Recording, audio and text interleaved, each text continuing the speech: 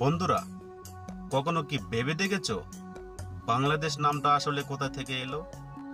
এই নামের পেছনে লুকিয়ে আছে বাঙালির শত বছরের ইতিহাস, যুদ্ধ এবং রক্তের গল্প। আজ আমি তোমাদের সেই গোপন ইতিহাসটাই বলবো, যা খুব কম মানুষই জানে।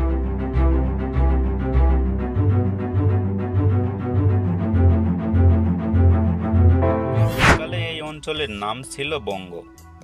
ইতিহাস বলে বঙ্গ শব্দটা এসেছে এক প্রাচীন জাতির নাম থেকে, বাঙ্গা। মহাভারত, রামায়ণ, ঋগ্বেদেও বঙ্গ নামের উল্লেখ আছে। তখন থেকে এই অঞ্চলের নদী, বাণিজ্য আর সংস্কৃতি ছিল অগ্রগামী। মোগল আমলে বাংলাকে বলা হতো শোভা বাংলা, মানে বাংলার শোভা। এখান থেকেই বাংলা নামটা পুরো বিশ্বের কাছে ছড়িয়ে পড়ে। ভাষা, খাবার, সাহিত্য সবকিছুই আলাদা হয়ে ওঠে বাংলার সংস্কৃতি।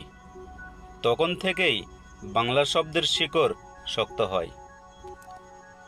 ব্রিটিশরা আসার পর পুরো অঞ্চল হয় বেঙ্গল প্রেসিডেন্সি। তখন আজকের বাংলাদেশ, পশ্চিমবঙ্গ, বিহার সবই ছিল একসাথে। কিন্তু 1947 সালে দেশভাগের পর এই অঞ্চলের নাম দেয়া হয় ইস্ট বেঙ্গল। পরে পাকিস্তানের সময় নাম দেয়া হয় ইস্ট পাকিস্তান। কিন্তু ইস্ট পাকিস্তান নামটা আমাদের মনে কখনো জায়গা করে নিতে পারেনি।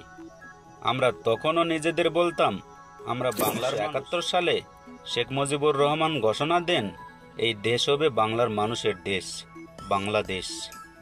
এই নামেই আমরা যুদ্ধ করেছি, রক্ত দিয়েছি, স্বাধীনও হয়েছি। বাংলাদেশ মানে শুধু একটি দেশের নাম নয়, এটা আমাদের ভাষা, সংস্কৃতি আর ভালোবাসা।